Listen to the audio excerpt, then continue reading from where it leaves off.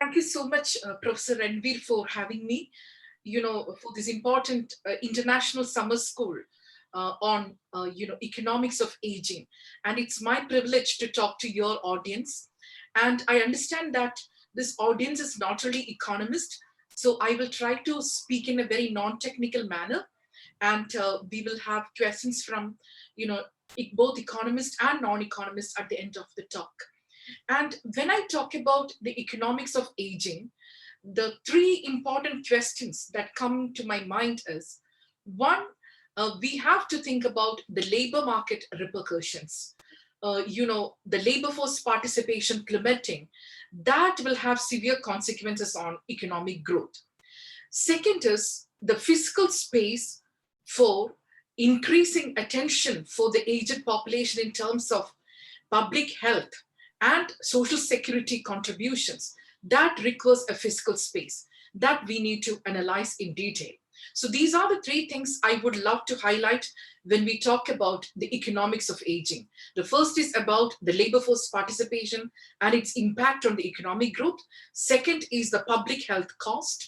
And third is the importance of having the social security network that needs to be enhanced. Having said that, we need to understand as economists what is our primary goal or primary objective when we speak about the prosperity of our country. If our ultimate goal is to have increased economic growth, then the aspects related to the economics of aging may not get adequate importance. And if you go one step ahead from the economic growth, perspectives to economic growth plus, I'm not reaching up to a concept of gross happiness index or anything, but just a growth plus paradigm, then we will get sufficient policy space to talk about the economics of agents and its impact on the aged population. And if you think that economic growth is everything, then you run models which try to help you in understanding the dependency ratio and how the lack of demographic dividend, and if the aged population is significant in the overall population structure of your country, then that kind of modeling and the questions and the policy perspectives related to that is entirely different from when you focus the overall economic goal or the overall development goal of a country is happiness or economic welfare. So when we think about from this perspective, we do not run certain models which give us an answer that one kind of a structure of the population leads to decline in economic growth. So we need to have policy perspectives to understand this in terms of increasing your GDP, because GDP is not everything. If you talk about beyond GDP concept, we need to understand that the policy perspectives need to be focusing on, both market economy and unpaid, unmeasured, statistically invisible care economy. And the issues related to the aging population that comes under the question of whether your country has a comprehensive economic policy package for the care economy.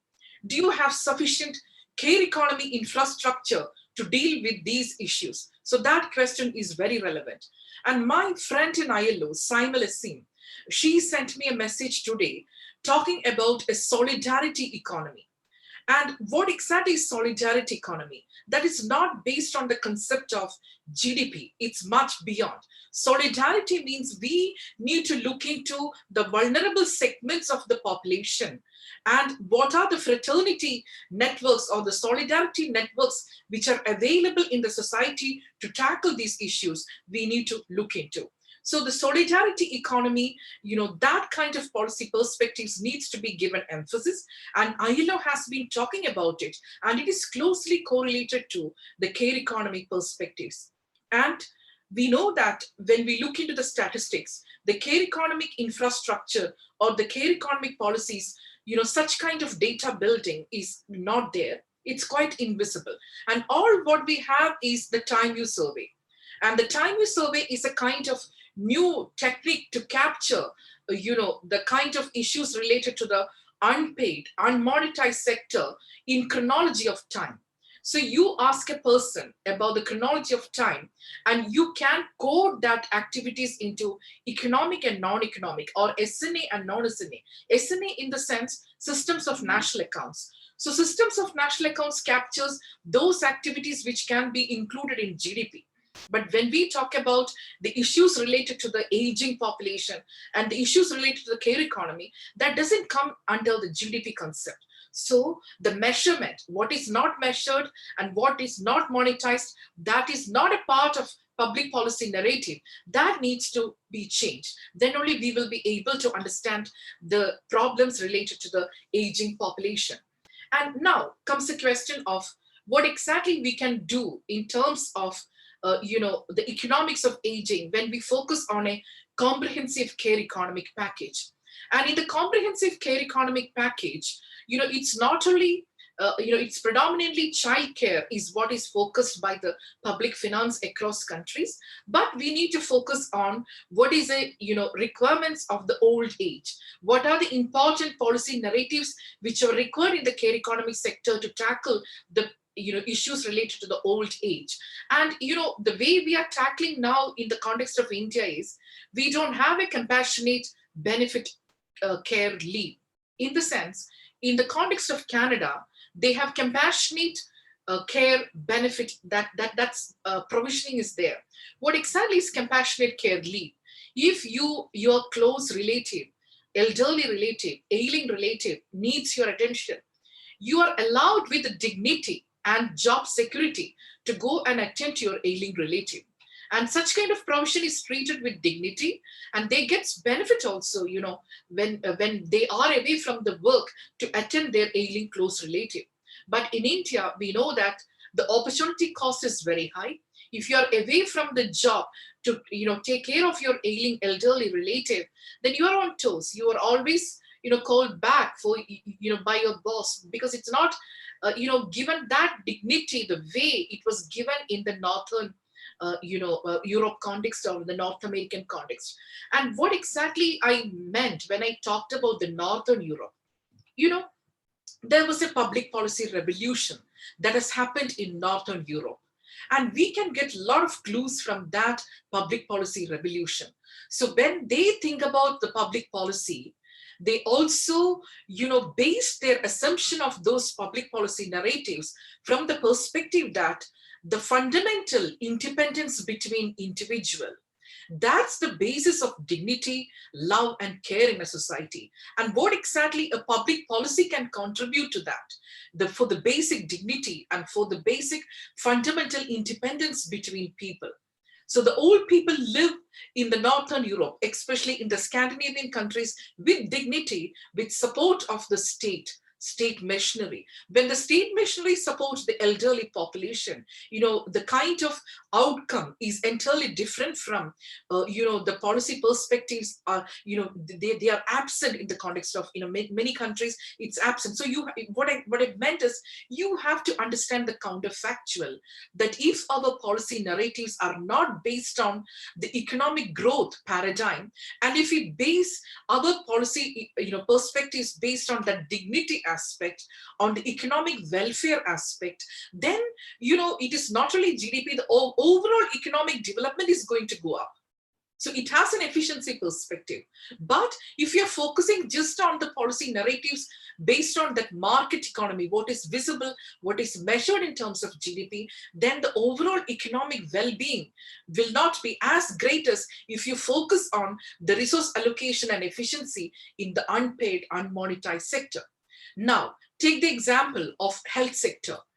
In the health sector, we focus only on the perspectives related to the client, but not from the care provider's perspective. Only in the context of Mexico, the care providers' perspectives were incorporated into the care, the health policies. And the importance of the significance of incorporating the care provider's perspective is so crucial in the time of macroeconomic crisis. So in the time of macroeconomic crisis, in the time of recession, we cannot say as economists that we will tackle the macroeconomic crisis first and then we will look into the issues related to the care economy. Then we are not getting the picture complete, in the sense, for instance, if you look into the public sector in health infrastructure in the times of macroeconomic uncertainty or macroeconomic crisis, when the health expenditure come down, who is bearing the brunt of that? When the hospitalization days are coming down, then the care provider in the household, of her ailing relative or of his ailing relative, she's taking care of. But the psychic cost, the time cost, and what she or he has undergone, that opportunity cost, or whether she quit the job or whether he has taken without pay leave, so many issues we need to understand the moment we incorporate the care economic providers perspective. But in many countries other than Mexico, we don't have the care economic providers perspective incorporated in the public health policies. So that is quite crucial. And now, with the intervention of the government and also with the increase in the status of living, nutrition levels in many countries, life expectancy have gone up. And we know that when the life expectancy increase, then the composition of the population shift. We will get more aged population, but we need to ask the question whether that is, we need to measure the life expectancy or we need to measure the disability adjusted life expectancy. So whether, the population is healthy. So what are the issues we need to tackle for them to remain healthy? Increasing life expectancy is quite crucial, but whether the aged population are living happy and healthy, that's another thing which we need to look into. So when we look into the models, different models in different countries to tackle these issues, it can be of two types. One, state supporting them by state providing the homes for the aged population. Second is community-based solution. Third is within their own house, their own household, they may be living alone, but they have to live with security and safety. So what are the provisioning by the government to make them happy, secured and safe and healthy within their own environment, not by going into a community-based institution or a government institution. So what are the ways in which the government can support? Because children are in different city. So how we tackle these issues? Either parents will be with us in the city in which we have to earn a living, the bread and butter. Otherwise, the children, they travel to the city in which their parents live, like a component of their salary they kept for traveling quite in a high frequency manner to meet them, to take care of them and come back to work. So that kind of traveling to the cities in which their parents are living. So this is another solution. Third is the market-based solution. Like we have certain agencies, private agencies, in which we seek the help. Of course, the health-based help, health-based support, and also, related to, palliative care, also related to the other, daily course, the support, that agency, the private agency support we help.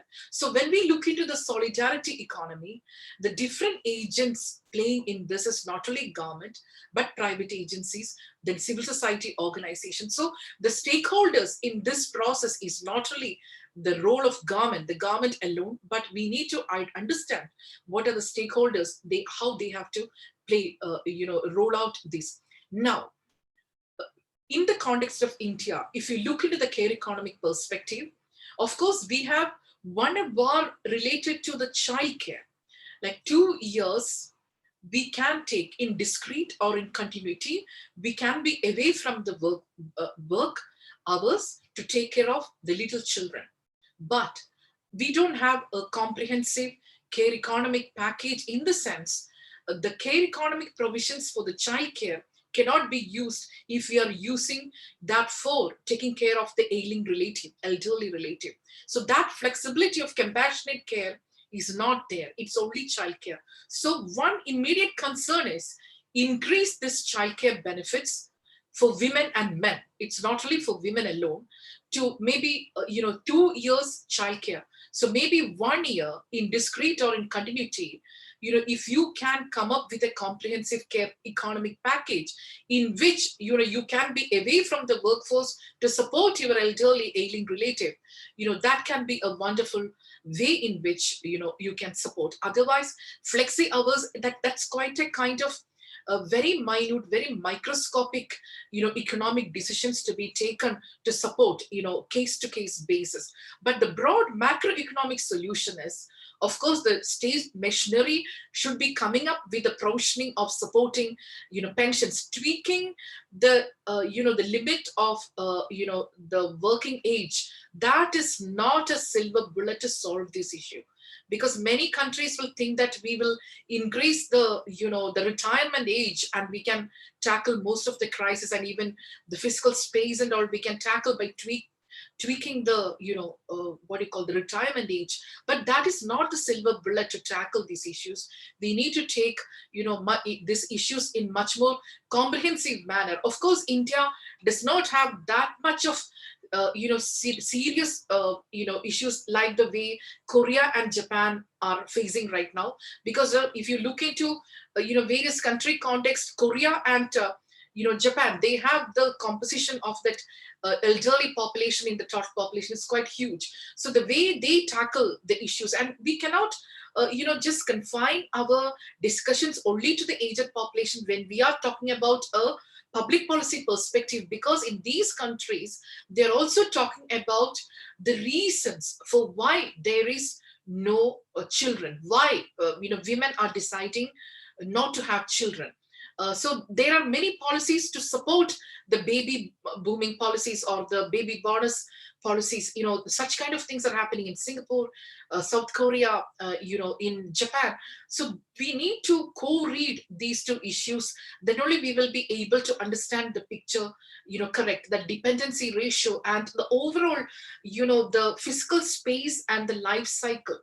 Where exactly, the fiscal space is increasingly providing the attention in a country. If you look at the public finances, whether the focus of the public finance is more on the population of the age group of early child development, or we are giving importance in the public finance decisions to tackle the issues related to the aged population. So in the life cycle, where exactly the focus of the public finance in a particular country, that analysis of the life cycle analysis of the fiscal space needs to be looked into to understand things in perspective. So these are the quick points that I noted down. And, my point about,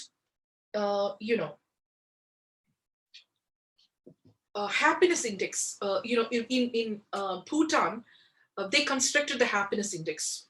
And in this, when we talk about the gross happiness of a country, we need to ask people, what exactly is happiness? How you experience happiness? And we need to look this question and get answers from various age groups. And when we talk about the happiness, what exactly is happiness to the elderly population, we need to understand that, the way they perceive happiness. And most of the times, the way the elderly population perceive happiness is in terms of the stable relationships, whether there is someone to support them in the time of crisis. So that stability in the relations, that is a way, the happiness is defined by the elderly population. And the second aspect related to the happiness and the overall well-being, the way the elderly population perceive is, the freedom and in which they can choose a kind of living they want to live. So what exactly is a state machinery provisioning to support that, to remove the unfreedoms of the people?